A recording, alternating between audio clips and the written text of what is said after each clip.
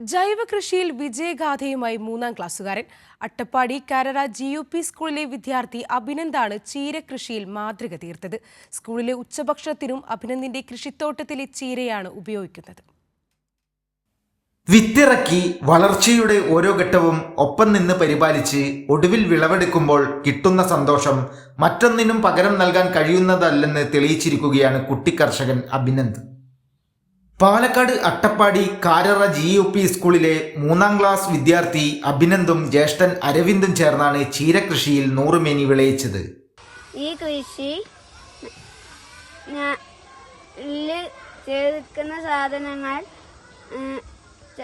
സ്ലാറിയും മീൻ്റെ തലയും വെല്ലം ഇട്ടിട്ട് 2 ആഴ്ച കഴിയുമ്പോൾ എടുത്തിട്ട് ചെടികൾക്ക് ഒഴിക്കും. കുട്ടികൾ മുഴുവൻ സമയവും ഫോണിൽ കളിക്കാതിരിക്കാൻ അച്ഛൻ പ്രേമൻ കണ്ടെത്തിയ വഴിയാണ് കുട്ടി കൃഷിത്തോട്ടം. നമ്മുടെ കുട്ടികൾക്ക് പുതിയ കാലഘട്ടത്തിൽ എല്ലാവരും മൊബൈൽ ഫോണിൻ്റെ അഡിക്റ്റാണ്. അപ്പം അതിനൊരു ശമനം കാണാൻ വേണ്ടിയിട്ടാണ് പ്രധാനമായും ഞാൻ ശ്രദ്ധിച്ചത്. അത് മക്കൾ സ്കൂൾ വിട്ട് വീട്ടിൽ വരുന്ന നേരത്തെ കുറച്ച് സമയമെങ്കിലും ഫോണിൻ്റെ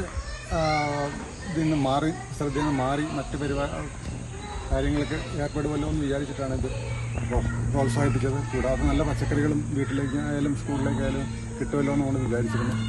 അഭിനന്ദ് കൃഷി ചെയ്ത ചീര വാങ്ങാൻ ജനപ്രതിനിധികൾ, അധ്യാപകർ, രക്ഷിതാക്കൾ അടക്കമുള്ളവർ എത്തുന്നുണ്ട്.